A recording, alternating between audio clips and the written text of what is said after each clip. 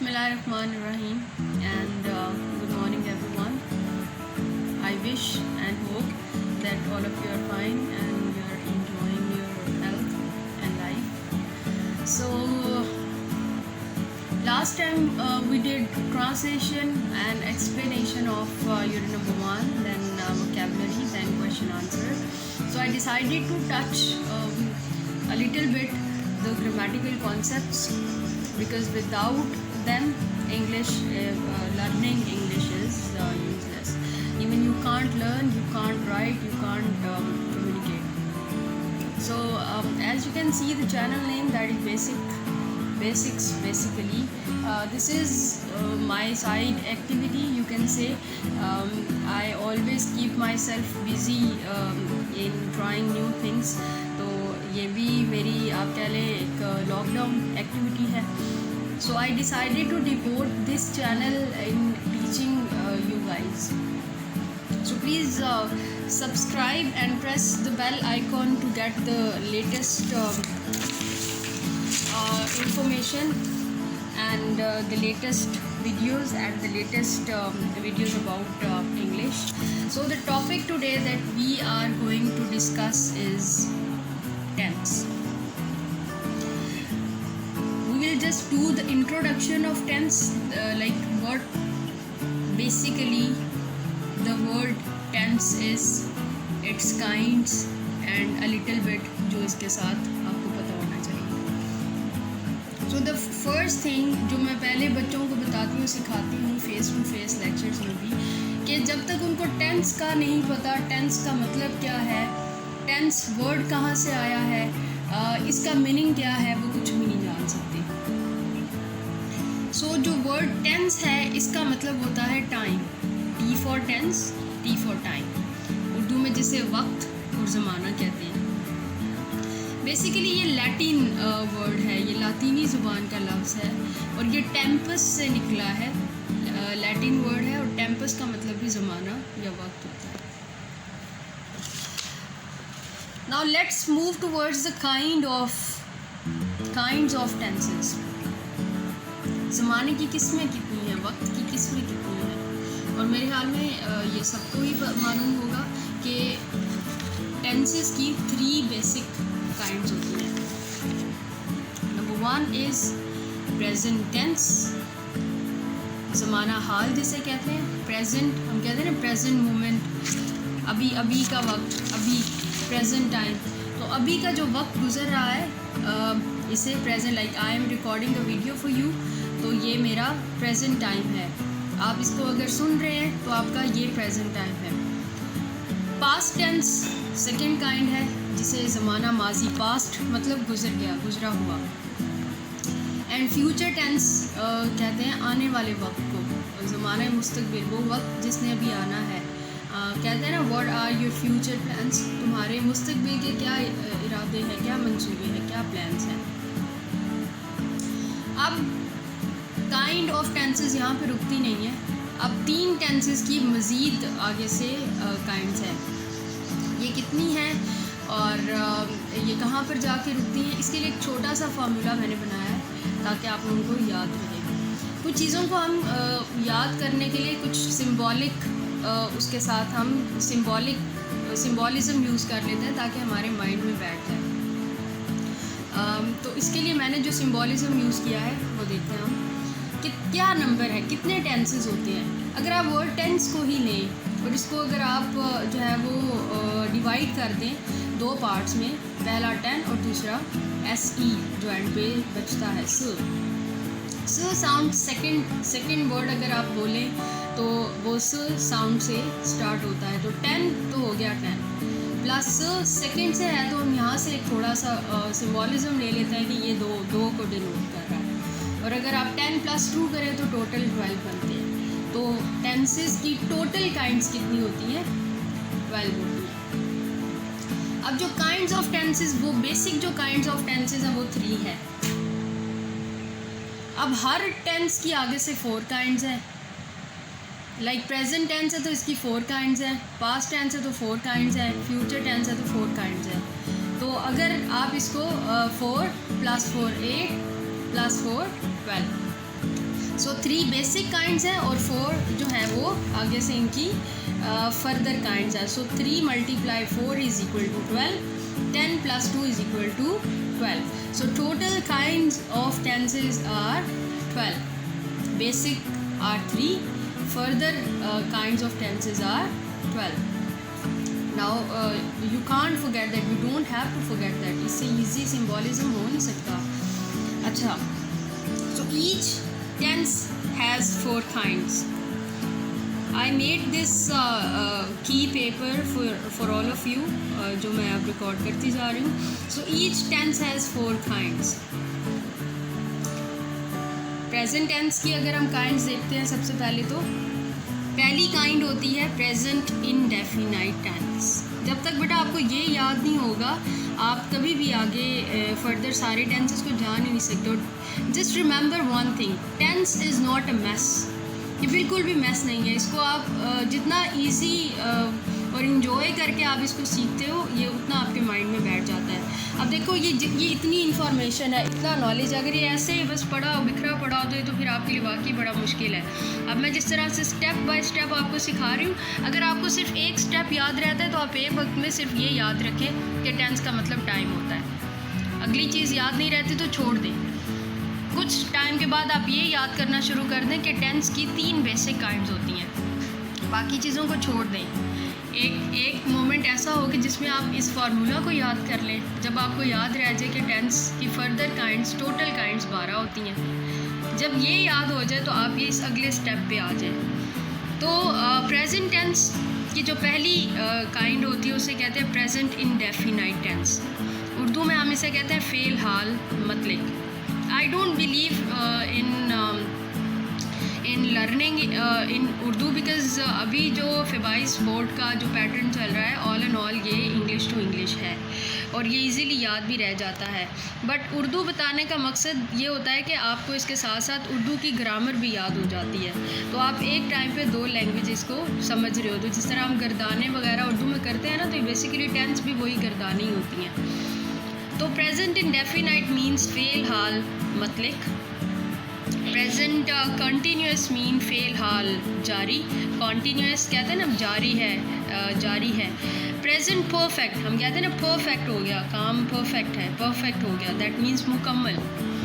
So the 4th one is present perfect continuous. That means present mean fail hall, perfect मुकम्मल and continuous fail हाल जारी. Same goes with the kinds of past tense. I have not written the Urdu meanings with it because already I have discussed. So past tense की भी वही 4 kinds हैं. एक दफ़ा अगर आपने याद कर लिया, आप तीनों tenses के साथ इसको यूज़ कर सकते हो. past indefinite, past continuous, past perfect, continuous. So आप एक मोमेंट में सिर्फ ये 4 kinds याद कीजिए. Same goes with future tense, future indefinite, future continuous, future perfect, continuous. So this was all about the kinds of tenses. अभी कुछ और बेसिक चीज़ें हैं जो आपको पता होनी चाहिए टेंसेस को स्टार्ट करने से पहले. Number 1 is sentence. सेंटेंस क्या होता है? जुमला जिसे आप कहते हैं. लेकिन कोई भी चीज़, कोई भी टर्म, कुछ भी ऐसे नहीं होता. हर चीज़ की एक प्रॉपर डेफिनेशन होती है. सो सेंटेंस क्या होता है? अगर आप इसको इतना कहो, a group of words, so that is completely fine. A group of words, लफ्ज़ों के एक ग्रोह को कहते हैं sentence. But a group of words which conveys a message. अब वैसे तो नहीं ना, लफ्ज़ों को इकट्ठा करके लिख देना और वो मतलब ग्रुप आप बना दे तो इसका मतलब तो नहीं वो सेंटेंस बन गया है. वो मैसेज भी कन्वे करना चाहिए, वो प्रॉपर होना चाहिए. सो sentence is a group of words which conveys a message. Kinds की तरफ आते हैं. जिस तरह से टेंसेस की काइंड्स है, इसी तरह सेंटेंसेस की भी काइंड्स है और ये टोटली रिलेट करता है टेंस के साथ, क्योंकि टेंस में भी हम जुमला ही बना रहे होते हैं. बट वो जुमला जो है वो वक्त से रिलेटेड होता है. तो जब तक आपको सेंटेंस की किस्म नहीं पता होगी तब तक आप टेंस भी नहीं कर सकते. सो देयर आर 3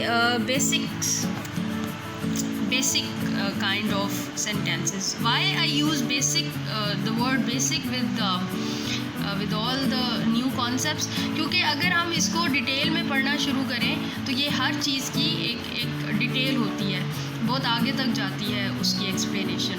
तो मैं जो कि आपको बहुत बेसिक चीज़ बता रही हूँ इसलिए। So first kind of sentence is affirmative sentence. इसको मुस्बत जुमला कहते हैं। सो सॉरी फॉर वो जुमला जो मैंने लिखा हुआ है वो गलत है उर्दू में। अफर्मेटिव सेंटेंस पॉजिटिव सेंटेंस होता है, यानी मुस्बत जुमला इसको कहते हैं। लाइक शी इज़ प्लेइंग, वो खेल रही है। शी इज़ ईटिंग, वो खा रही है। ही इज़ रीडिंग, वो पढ़ रहा है। ही इज़ ऑफरिंग प्रेयर, नमाज अदा कर रहा है। ही इज़ जंपिंग, वो जंप कर रहा है। Second kind of sentence is negative sentence, जिसे हम मनफी जुमला कहते हैं। N for negative, N for no. ऊपर हमने कहा शी इज़ प्लेइंग, वो खेल रही है। शी इज़ नॉट प्लेइंग, वो नहीं खेल रही है। दैट मीन्स इसमें ना का वर्ड इस्तेमाल हो गया, तो ये क्या बन गया? Negative sentence. The third kind of sentence is interrogative sentence. That means सवालिया जुमला। Interrogate, आपने सुना होगा ना, why you interrogate a lot? Police is interrogating from the criminal. सवाल कर रही है पुलिस, मुल्ज़िम से सवालात कर रही है। So interrogative sentence means सवालिया जुमला, ऐसा जुमला जिसके आखिर में question mark आता है। ऊपर मैंने कहा she is playing, वो खेल रही है। She is not playing, वो नहीं खेल रही है। Is she playing? क्या वो खेल रही है? Now it's a question, so that means it's an interrogative sentence. So a tense और a sentence. Sentence तो फिर भी बाज़ों का जो simple sentences होते हैं वो चल जाते हैं, but tense is completely incomplete without verb. अब verb तो पता ही होगा आपको क्या होता है, बट अगेन जिनको नहीं पता उनके लिए verb is basically an action verb. आपने जो भी काम किया, जो फेल किया, जो एक्शन किया, उस एक्शन को शो करने के लिए जो लफ्ज़ इस्तेमाल होता है इंग्लिश की ग्रामर में उसको वर्ब कहते हैं। किसी दिन आपसे काइंड्स जो फर्दर वर्ब्स हैं उनको हम डिस्कस करेंगे। I am so sorry, there is a correction.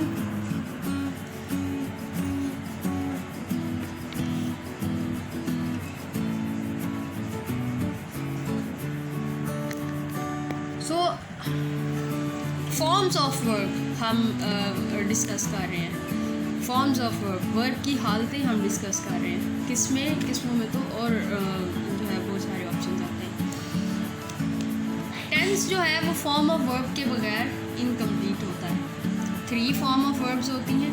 First form of verb, second form of verb and third form of verb. जो फेबाइस बोर्ड के MCQs होते हैं उसमें ये फॉर्म ऑफ वर्ब से रिलेटेड बहुत इंपॉर्टेंट क्वेश्चन आता है और बच्चों को इसका कॉन्सेप्ट बिल्कुल भी नहीं होता। क्या क्वेश्चन आता है कि क्वेश्चन होगा शी एट एन एप्पल। अब वो 8 को उन्होंने अंडरलाइन किया होगा and then they will ask के व्हाट इज़ अंडरलाइन वर्ड। नीचे आपको ऑप्शन दिए होंगे infinitive, past tense, past participle, present participle. अब जिस बच्चे को यही नहीं पता इन्फिनेटिव है क्या तो या पास्ट टेंस क्या है, वो किस तरह से उसके आंसर को जो है वो चूज़ करेगा। सो बेसिकली इन्फिनेटिव वर्ड जो है वो first form of verb, infinitive जो है वो फर्स्ट फॉर्म ऑफ वर्ब को कहते हैं।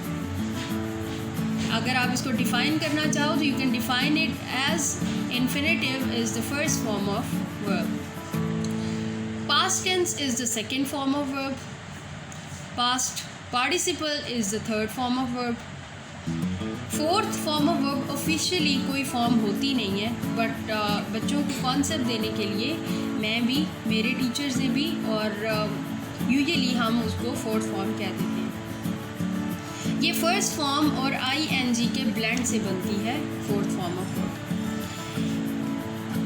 A very positive simple word जो भी जिसकी अभी फॉर्म्स हमने डिराइव करनी होती हैं वो इन्फिनेटिव होती है, यानी फर्स्ट फॉर्म ऑफ वर्ब क्या होती है? इन्फिनेटिव होती है। Second form of verb is past tense, eat, ate. Third form of verb is past participle. One day we will discuss about the kinds of participle. Eat, ate, eaten. And the fourth form जो मैंने बताया कि officially कोई form नहीं होती है but वो हम सिखाने के लिए बताते हैं, तो वो होगी ईटिंग, यानी eat plus ING makes eating. So these are a few things that you have to keep in your mind in order to learn tenses. Just consider it as an introductory class. अगर ये चीज़ें आपके mind में रह गई तो इंशाल्लाह आगे जो हम टेंसेस करते जाएंगे वो आपको कभी भूलेंगे नहीं. और प्लीज़ इन सारी चीज़ों को नोट कीजिएगा, नोट करके एक दफ़ा प्रैक्टिस कीजिएगा और अपने आप को असेस कीजिएगा कि जो आपने लिखा, जो आपने सुना, क्या वो आपको याद रहा कि नहीं रहा. Thank you so much. Now let's move towards the very first tense, that is present indefinite tense. फ़ेल हाल मतलब जिसको कहते हैं. टेंस स्टार्ट करने से पहले बताती चलूँ कि किसी भी टेंस के अंदर जो सेंटेंस बनता है इसके तीन बेसिक स्पेसिमेंस होते हैं, तीन इम्पोर्टेंट चीज़ें होती हैं जिनसे जुमला बनता है. सब्जेक्ट होता है जो काम कर रहा होता है, वर्ब जो काम हो रहा, और ऑब्जेक्ट जिस पर काम हो रहा हो. For example, he is playing football. He subject है, प्लेइंग वर्ब है और फुटबॉल ऑब्जेक्ट है. वो खेल रहा है. वो क्या खेल रहा है? फुटबॉल. तो ये फुटबॉल ऑब्जेक्ट है. इसके अलावा दो इम्पॉर्टेंट चीज़ें होती हैं जिनसे जुमला बनता है, जो most of the time tenses में यूज़ होती हैं. Number 1 is helping verb and number 2 is verb. जो प्रेजेंट इंडेफिनाइट के हेल्पिंग वर्ब हैं वो हैं डू एंड डज. और जिस भी सेंटेंस को अगर आप रीड आउट कर रहे हो या आप राइट करना चाह रहे हो, ट्रांसलेट करना चाह रहे हो, तो उसमें फ़र्स्ट फॉर्म यूज़ हुई भी है या आपने उसको ट्रांसलेट करना है तो आप फर्स्ट फॉर्म यूज़ करोगे तो वो प्रेजेंट इंडेफिनाइट टेंस होगा. मैंने पीछे क्या बताया, फर्स्ट फॉर्म ऑफ वर्ब किसको कहते हैं? इन्फिनेटिव को कहते हैं. तो अगर आप इन्फिनेटिव यूज़ करोगे तो वो प्रेजेंट इंडेफिनाइट टेंस होगा. Do and does. Do and does किसके साथ यूज़ होता है ये बहुत इम्पॉर्टेंट है आपको याद रखना और आपके लिए सीखना. जो स्टूडेंट्स के फेवरेट हेल्पिंग वर्ब्स होते हैं वो होते हैं इज़ एम आर. उनको ये तो पता है इज़, शी इज़ प्लेइंग. अगर जुमला बोलो बनाएं तो वो इज़ एम आर वाला कोई ना कोई जुमला ज़रूर बनाते हैं. तो थोड़ा सा आइडेंटिफाई करने के लिए मैं बताती चलूँ कि अगर आप जिस सब्जेक्ट के साथ इज़ यूज़ कर रहे हैं उसके साथ डज यूज़ होगा प्रेजेंट इंडेफिनाइट, और जिस सब्जेक्ट के साथ एम और आर यूज़ करते हैं हम उनके साथ डू यूज़ होगा. तो जो प्रेजेंट इंडेफिनाइट का वर्ब है वो फर्स्ट फॉर्म ऑफ वर्ब है, इन्फिनेटिव है, और उसके साथ एस और ईएस यूज़ करते हैं उन सब्जेक्ट्स के साथ जिनके साथ हम डज लगाते हैं. वो सब्जेक्ट जिनका नेगेटिव बनाने के लिए हम डू यूज़ करते हैं उनके साथ एस और ईएस यूज़ नहीं होता. इसको और इजी करने के लिए मैंने सब्जेक्ट ग्रुप्स को दो ग्रुप्स में डिवाइड किया है. एक ग्रुप नंबर 1 है, दूसरा ग्रुप नंबर 2 है. ग्रुप नंबर 1 में मैंने जो सब्जेक्ट रखे हैं उनमें है ही, शी, इट और सिंगुलर सब्जेक्ट. सिंगुलर से मुराद कोई भी सिंगुलर सब्जेक्ट, नाम, कोई एक नाम, कोई एक लड़की, कोई एक जानवर, कोई एक चीज़ जिसकी हम बात कर रहे हो, सिंगुलर सब्जेक्ट. जैसा कि आपको पहले गाइड किया था कि सेंटेंस की 3 काइंड्स होती हैं जो हम टेंस में यूज़ करते हैं. पहला अफर्मेटिव यानी पॉजिटिव सेंटेंस, दूसरा नेगेटिव यानी नो वाले जुमले, और तीसरा इंटरोगेटिव यानी सवालिया. अगर तो आपका सब्जेक्ट ही होगा, शी होगा, इट होगा या कुछ भी सिंगुलर होगा तो आप प्रेजेंट इंडेफिनाइट बनाते हुए, प्रेजेंट इंडेफिनाइट का जुमला बनाते हुए फर्स्ट फॉर्म यूज़ करोगे, और फर्स्ट फॉर्म के साथ आप एस या ई एस सूटेबल है वो यूज़ करोगे. सॉरी फॉर दिस साउंड, इसको मैं अभी फिक्स करती हूँ इस वीडियो को ख़त्म करने के बाद.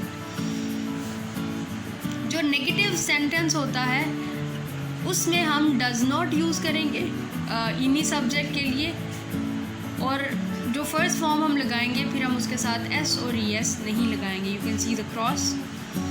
Then while making the interrogative sentence हम डस को जो है वो सेंटेंस के स्टार्ट में ले आते हैं और फिर दरमियान में फ़र्स्ट फॉर्म ही यूज़ करते हैं, लेकिन अगेन हम इसके साथ एस और ई एस यूज़ नहीं करते हैं. ये था ग्रुप नंबर 1.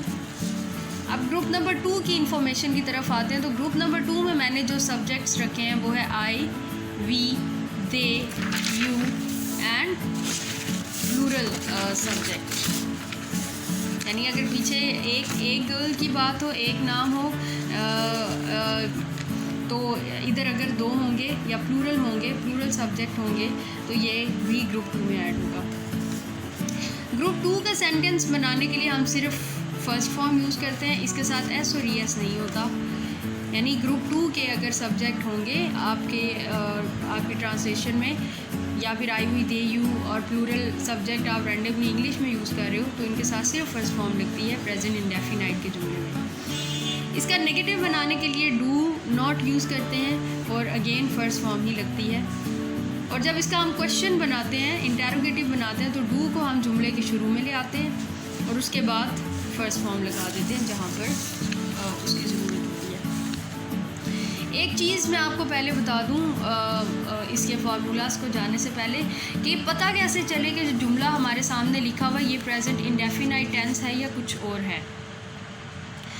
तो इसको जानने के लिए आइडेंटिफिकेशन हमें पता होनी चाहिए.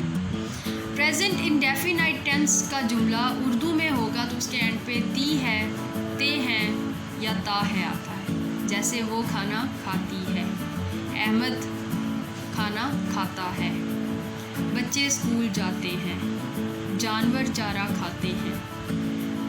तो आखिर में ती है, ता है और ते हैं आएगा. अगर इंग्लिश में जुमला लिखा हुआ and you want to identify the tense, then you will identify it by checking the form of verb. If it is first form of verb and then s or es, then definitely it's a sentence of present indefinite tense.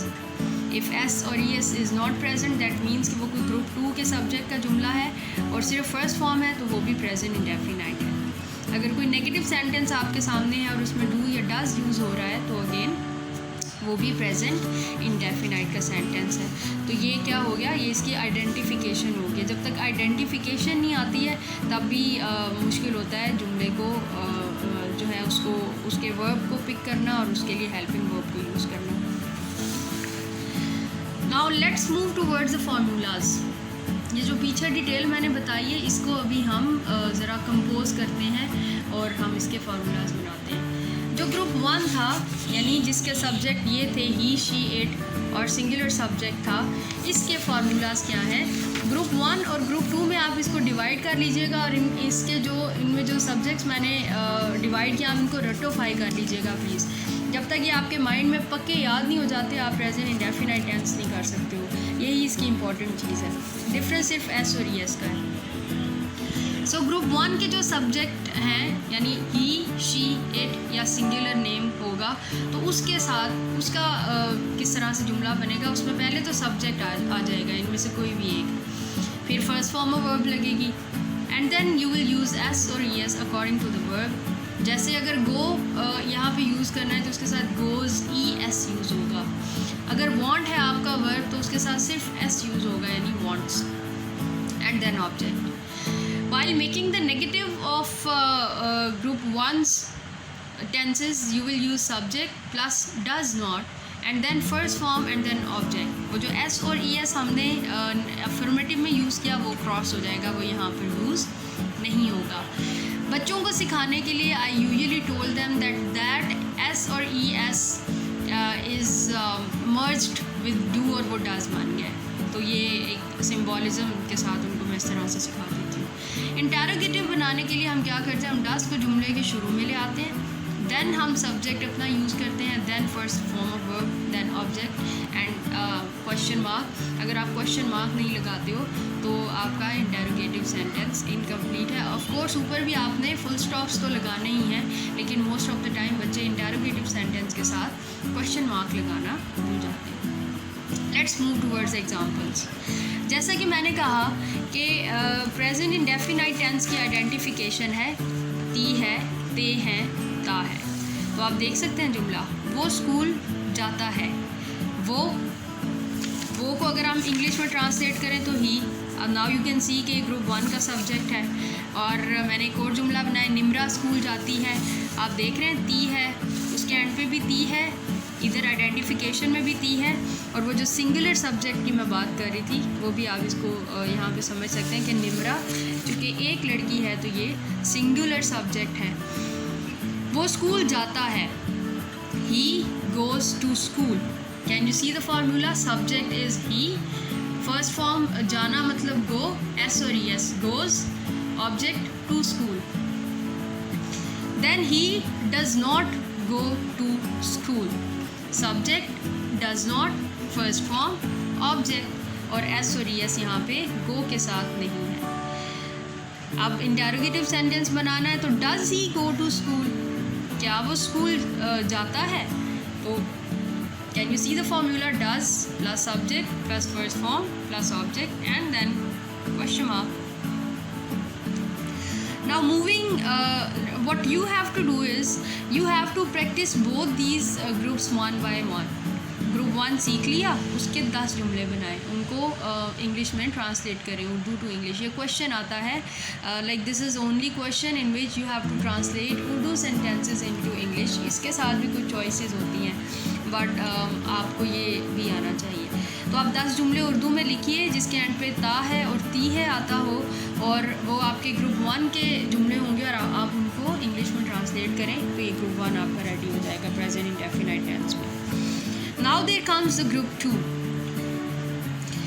Group 2 के group 2 यानी जिसके subject थे I, we, they, you और plural subject. Group 2 के formulas क्या हैं? सबसे पहले सब्जेक्ट लगाते हैं हम, देन हम फर्स्ट फॉर्म सिंपल लगाते हैं एंड देन ऑब्जेक्ट लगाने से हमारा जुमला कंप्लीट हो जाता है। Now if you want to make negative तो हम सब्जेक्ट के साथ डू नॉट यूज़ करते हैं क्योंकि ये जो स्पेशली ग्रुप 2 के जो सब्जेक्ट्स हैं इनके साथ डू यूज़ होता है नेगेटिव और क्वेश्चन में। Then first form and then object. Again to make interrogative, do will come first, then subject, then first form, then object, and what the thing that you don't have to forget while writing an interrogative sentence, that is question mark। मैंने यहाँ नहीं लिखा, ऊपर मैंने आपको सिखा दिया। Example की तरफ आते हैं। मैंने इसकी एग्ज़ाम्पल ली थी, वो स्कूल जाता है, यानी एक बंदे की बात हो रही है। मैं यहाँ पर एग्ज़ाम्पल ले रही हूँ, वो स्कूल जाते हैं, यानी ज़्यादा लोगों की बात हो रही है। यहाँ पे मैंने कोई नाम यूज़ नहीं किया ताकि आपको समझाया जा सके। एक और एग्ज़ाम्पल मैंने साथ लिखी है, बच्चे स्कूल जाते हैं। मैंने बताया था ना कि प्लूरल सब्जेक्ट होगा तो तब भी यही रूल्स यूज़ होंगे। तो ये जो बच्चे हैं ये आपका प्लूरल सब्जेक्ट हो सकता है। वो स्कूल जाते हैं, वो को अगर हम ट्रांसलेट करें तो that would be they, and go जाना, टू स्कूल ऑब्जेक्ट है हमारा। दे के साथ जैसा कि ग्रुप 2 की इंफॉर्मेशन में है और फार्मूलाज में है कि दे के साथ हम डू यूज़ करते हैं, तो they do not go to school. अब इसमें एस और एस नहीं आता, ये ही डिफरेंस है दोनों ग्रुप्स में। Number 3 interrogative sentence, that is do they go to school, क्या वो स्कूल जाते हैं, and then question mark. I guess इससे आसान तरीका कोई हो नहीं सकता प्रेजेंट इंडेफिनाइट टेंस को सीखने का। करना क्या है, सिर्फ 2 ग्रुप्स में डिवाइड करना है और अपनी इंफॉर्मेशन को आपने अरेंज करके सिंक्रोनाइज करके अपने माइंड में बिठानी है। थोड़ी सी एग्जांपल्स आपके साथ डिस्कस करते हैं, मिक्स एग्जांपल्स हैं ग्रुप 1 और ग्रुप 2 दोनों के सब्जेक्ट्स की। अली फल ख़रीदता है। Now Ali is a singular subject, so Ali buys fruit. If you remember मैंने कहा था जो ग्रुप 1 के यानी सिंगुलर सब्जेक्ट होंगे उनके वर्ब के साथ एस यूज़ होगा। वो रोज़ाना क्रिकेट खेलते हैं, वो ते हैं। आप अगर वो को ट्रांसलेट करें तो दे आता है, और दे जो है ग्रुप 2 का सब्जेक्ट है, और दे के साथ हम सिर्फ फर्स्ट फॉर्म यूज़ करते हैं, they play cricket daily. Number 3 is हम सैर को जाते हैं। अगेन हम इज़ प्लूरल सब्जेक्ट और ये ग्रुप 2 का सब्जेक्ट है, then we go for a walk. अब इसी के कंट्रास्ट में मैंने एक और जुमला रखा है ताकि आप डिफरेंस को जो है वो देख सकें। हम सैर को जाते हैं, we go for a walk. वो सैर को जाती है, ये ग्रुप 1 के सब्जेक्ट का जुमला है, तो she goes for a walk. Can you see the difference of S और ई एस? सूरज मशरिक से निकलता है, एज आई टोल्ड यू कि जुमले के आखिर में ता है, ती है या ते हैं होंगे, तो ये प्रेजेंट इंडेफिनाइट का जुमला है। इसमें कंफ्यूज नहीं होना कि सूरज चांद सितारों की बात हो रही है, तो शायद ये कुछ अलग ही चीज़ है। तो सूरज मशरिक से निकलता है, again it's a universal truth. तो the sun rises in the east. Can you see the sun is a singular subject. Rise जो है वो निकलने को या तलू होने को कहते हैं, और इसके साथ मैंने एस यूज़ किया है। इन the east is the object of this sentence. सच्चाई की कभी हार नहीं होती है। सच्चाई is again a singular subject, तो अगर इसको हम जुमला बनाएं तो ट्रुथ नेवर फेल्स। ये ज़रा इडियोमैटिक भी है, तो इसको आप इसमें आप क्वेश्चन ना करें कि नॉट नहीं लगा और नेवर लगा दिया, तो ये थोड़ा सा हमने उसके टेक्सचर के अकॉर्डिंग ट्रांसलेट करना होता है। द नेक्स्ट सेंटेंस इज़ बच्चे शोर नहीं मचाते हैं। Now can you see the subject, that is बच्चे, और बच्चे प्लूरल सब्जेक्ट है, यानी ग्रुप 2 का जुमला है। तो children do not make noise, शोर नहीं मचाते हैं। अगेन मैंने कंट्रास्ट में जुमला लिखा है, बच्चा नहीं सोता है। ऊपर था बच्चे नहीं मचाते हैं, अब नीचे है बच्चा नहीं सोता है। So the child does not sleep. Can you see the difference of do and does? The next sentence is, क्या वो सैर को जाती है? ऊपर आपने देखा ना, she goes for a walk, तो उसको इंटरोगेटिव बनाने के लिए ग्रुप 1 में हम क्या यूज़ करते हैं? Does she go for a walk. तो गो के साथ जो ऊपर एस और ई एस यूज़ हुआ था वो हमने हटा दिया है। So this is all about examples. I hope कि आपको अच्छी तरह से समझ आ गई हो, but it's a kind request, अगर कोई भी क्यूरी आपके माइंड में रेज़ होती है तो प्लीज़ ज़रूर पूछिएगा। और अगर आप प्रैक्टिस नहीं करते हैं तो सीखने का कोई फ़ायदा नहीं है। इस सारी वीडियो को गौर से देखें, 3-4 दफ़ा देखें। जो इन्फॉर्मेशन मैंने दी हुई है उसको नोट करें अपने पास, और अपने पेन के साथ इस तरह के जुमले लिखें और उनकी प्रैक्टिस करें। Thank you very much.